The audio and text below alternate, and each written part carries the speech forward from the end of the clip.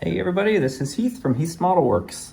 Today I'm gonna go over a little installation video and I guess just a product overview for my big brake kit that I sell for the 1/12 scale Revell Monogram 1969 Camaro. This kit was designed specifically for that. I'm sure they could be retrofitted if you're handy for other 1/12 scale models too. I guess if you watch this video, you can kind of see how this one goes together, and you might be able to make that decision if you wanted to try to do some kind of a retrofit or scratch build. But if you're going to put these on the 1/12 scale kit, there's really very minimal amount of tweaking you got to do. I did tell a bunch of people earlier that there's no modifications necessary. And as I sat down to kind of overview what I was going to discuss in this video, there actually is. I didn't remember it. It's a very minor one, so I apologize to anybody that I said they didn't have to modify anything. There actually is a really tiny modification you got to do. So I'm going to start out by just going over what comes in the kit and some of the, I guess there's a left and a right side, and there's a front and a back. So let's just make sure everybody understands that. You got a front rotor and a rear rotor, and they're different sizes. They are also oriented for the left and the right. So these are both the front rotors, and you can see like there's a curve in that slot in the holes, and it's inverted for each side. I don't really think there's a right or a wrong way. If you like the curve facing the front of the car, you can install them that way. If you like it at the back, you can install them that way. That's on both of the front and rears have that feature. So just keep that in mind. Don't accidentally get your thing all glued up and realize, oh crap, I glued it on the wrong side like I did the first time I did it. All right, so that's the rotors. These are the hub mounts. So this allows you to retrofit these brakes to the Camaro. So the kit comes with backers for both the front and rear axles, and these replace what comes in the kit, and that's what allows you to adapt the rotors to the chassis and the brakes to the chassis. They are, I tried to give as much detail as I could on them and still have to, work with what the kit offers as far as mounting. So, this big lug is so that it'll marry up to the rear axle.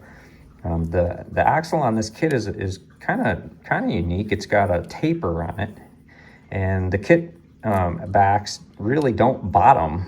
They kind of like wedge, which isn't all that great for when you're trying to hold position on something to a high tolerance. So I still have a taper inside of my hub, but I made it so that it will bottom, so that it's precisely located on both sides.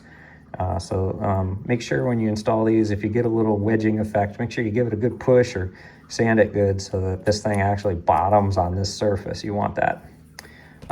Similarly, on the front, the backer plate goes over the little stub that sticks out there, and there's a pin on this, the piece that comes on the model kit, and then I got holes on here, and everybody, oh, okay, that's how it must go. Whoops, sorry, this is backwards. This is the part that faces the spindle. And this is the little modification that I neglected to, I failed to tell people when I was talking to them. So if you want to mount these so that the rotor is perfectly, or caliper is perfectly, orthogonal to the chassis line, there's a little modification you got to do this. As you can see, these ones are not, and I did that. Well, I could lie and say I did it because that's kind of what they look like on a Corvette, which is what I kind of use as a standard. But the reality is, to mount them perfectly horizontal, the bracket will interfere with the little arm that sticks out that connects the tie rod. And you definitely can make it work. If you take a little bit of sanding and sand this little where it sticks out here, it will clear the bracket. Or you can do what I did, and I would recommend this because it's just 100 times easier. Lop that little tiny pin off rotate it so that it's just slightly angled. And then you're gonna get what you see in my model and in all the photos that I've posted on my social channels. I think it looks great, but you know, you be the judge. If you want it to be perfectly horizontal, you're gonna need to spend a little more time sanding on that, this little arm, or you could also sand the bracket that the caliper mounts on, but I'd probably recommend against that unless you're really, really careful, because you don't want to take that ear off, because that's what the mounting of the caliper goes on. So, but you definitely could modify the spindle or the bracket to make this thing. You can make it orient any way you want.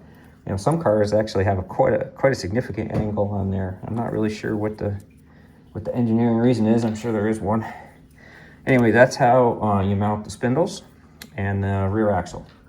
So with that said, I'm going to give you a little bit more on the calipers themselves. There's a front and rear caliper. The front's a 6-pot, the rear is a 4. There is a bunch of detail on these, and if you looked at the pictures of the finished ones that I did, you can see that I really tried to accentuate those details. Cap head screws that are used to like mount the 2 halves of the caliper together on real ones.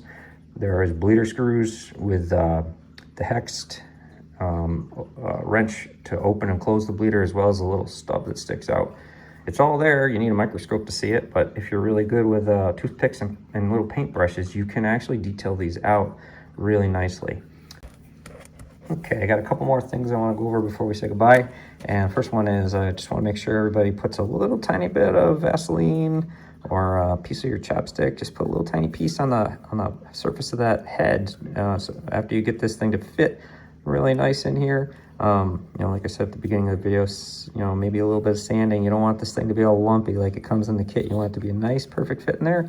But that little lubrication in there will definitely make this feel nice and smooth once you get it all assembled on the model. Similarly, you want to do the same thing with the backer plates after you remove all those little nibs that I talked about, so that there's nothing like sharp sticking out of here that's like making contact on the back. You want this thing to be nice and smooth. Put a little bit in there as well. And then when you get this thing all installed, the wheels are going to feel really nice, and they're going to stay really nice because you've taken the time to get rid of all the little tiny areas where they might interfere, and you have a large surface area touching. So that's really it for the big brake kit. I appreciate your business, and any questions, feel free to reach out to me. I'm always interested in hearing about people's builds, progress, any problems you have with my kits. I stand behind what I make, and I will do whatever I can to help you out. Take care, everybody.